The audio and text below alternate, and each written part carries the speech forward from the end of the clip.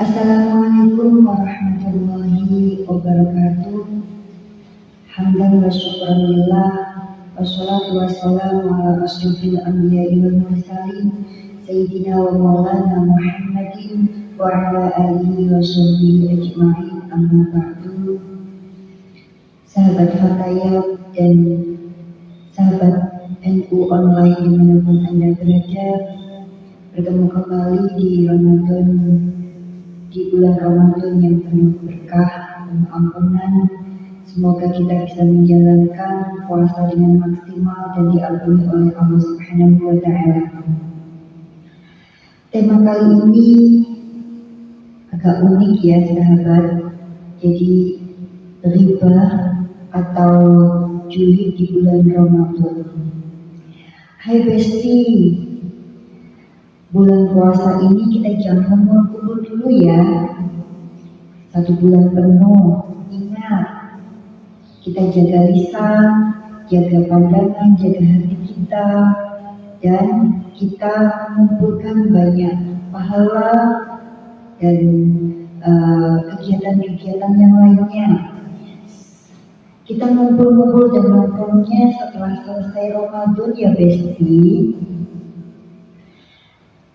Sering kita mendapat ajakan seperti itu ya sahabat, dalam acara reunian atau kumpulan di mana kegiatannya baik, silaturahmi atau arisan, tapi terkadang ada sesuatu yang menyelip, yaitu riba atau gosip. Riba itu dosa. Jadi jangan dijadikan hobi ya Besti. Jika engkau menjelek-jelekan saudaramu atau sesama muslim dan saudaramu tidak menyukainya, itu yang namanya menghibah atau menggunjingnya. Jika yang jelek-jelekan itu tidak benar, yang dikatakan itu tidak benar, itu namanya menfitnah. Hadis riwayat Muslim. Tahukah Besti, riba itu lebih berat daripada zina. Sahabat bertanya, bagaimana bisa ya Rasulullah? Kemudian Rasul menjawab, apabila ada seorang laki-laki berbuat zina, kemudian bertaubat kepada Allah, Allah akan menerima taubatnya. Namun apabila ada orang yang riba, yang menggunjingkan orang lain, dan yang digunjingkan itu belum minta maaf, Allah tidak akan menerima taubatnya.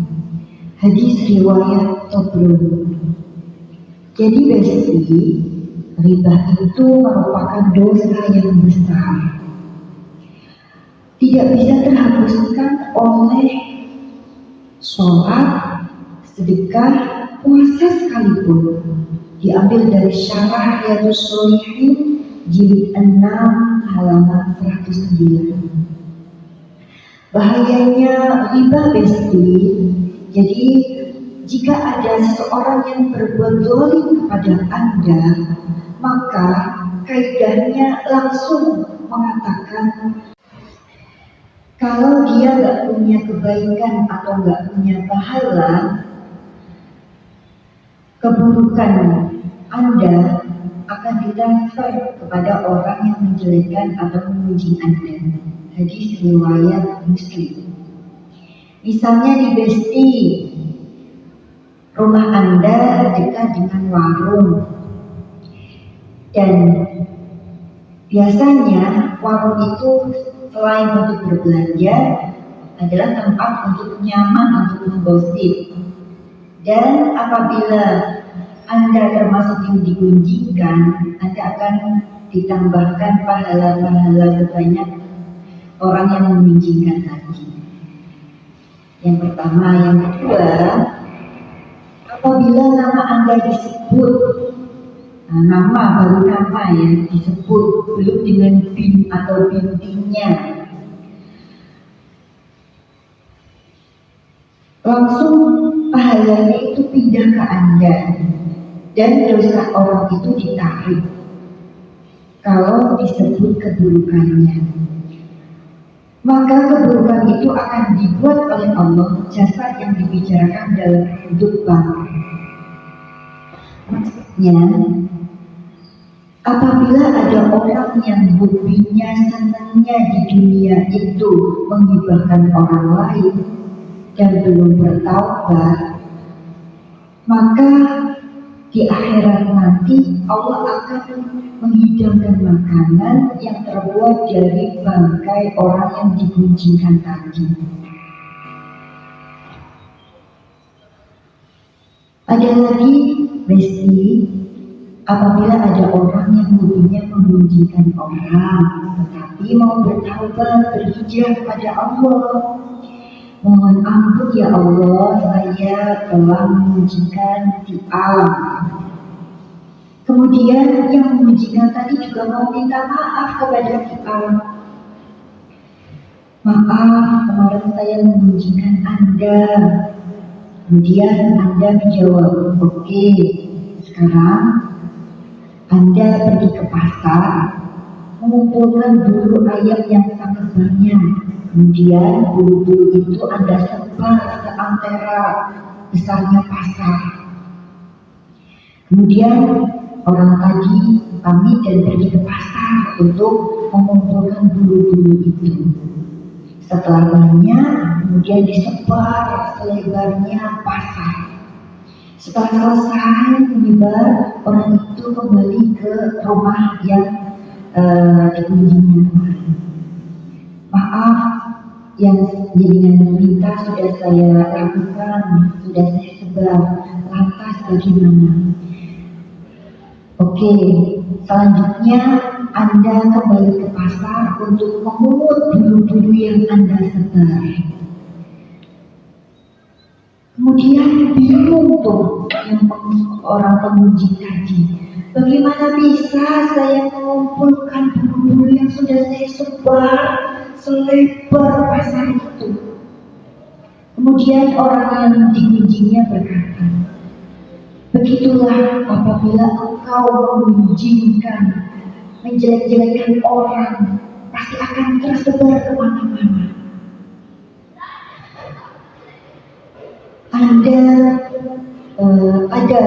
Anda bisa untuk selain itu Anda bisa mengganti kalimat yang baik. Ini satu-satunya cara ya, mengganti kalimat yang baik untuk membersihkan nama saya dan bertobatlah kepada Allah. Karena Anda bisa dituntut di akhirat nanti apabila Anda selalu memuji orang lain. Jadi Anda itu termasuk orang yang rugi di dunia dan akhirat.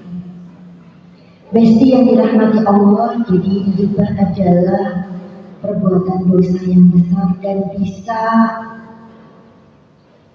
menghapus atau menghilangkan pahala puasa kita. Jadi karena sejatinya orang yang ghibah, orang yang lagi merasani itu sebagai bisa dikatakan memakan bangkai saudaranya sendiri. Jadi mudah-mudahan kita bisa dijauhkan dari. Kemudian bingung tuh yang orang pengunjung tadi, bagaimana bisa saya mengumpulkan bulu-bulu yang sudah saya sebar selebar pasar itu? Kemudian orang yang dikunjingnya berkata, begitulah apabila engkau mengunjingkan, menjelek-jelekan orang, pasti akan tersebar kemana-mana.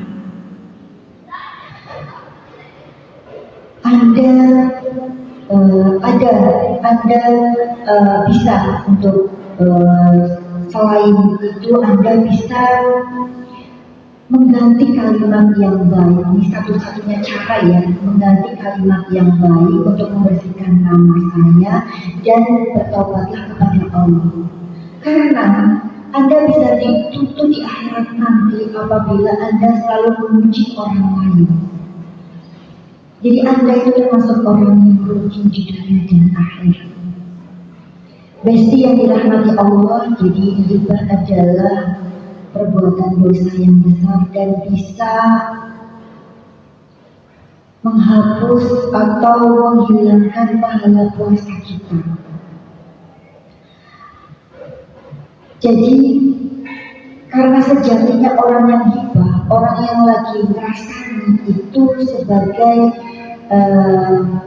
bisa dikatakan memakan bangkai saudaranya sendiri. Jadi mudah-mudahan kita bisa dijauhkan dari lisan yang akan melakukan ghibah. Allah berfirman dalam Quran surat Al-Hujurat ayat 12. A'udzu billahi minasy syaithanir rajim. Bismillahirrahmanirrahim. Ya ayyuhalladzina amanu ijtanibu katsiran minadh-dhanni inna ba'dadh-dhanni ithmun wa la tajassasu wa la yaghtab ba'dukum ba'dan ayuhibbu ahadukum an ya'kula lahma akhihi maytan fakarihtumuh wattaqullah innallaha tawwabur rahim. Shadaqallahul azim. Artinya, wahai orang-orang yang beriman, jauhilah banyak prasangka. Sesungguhnya sebagian prasangka adalah dosa. Dan janganlah engkau membicarakan atau mencari-cari kesalahan orang lain.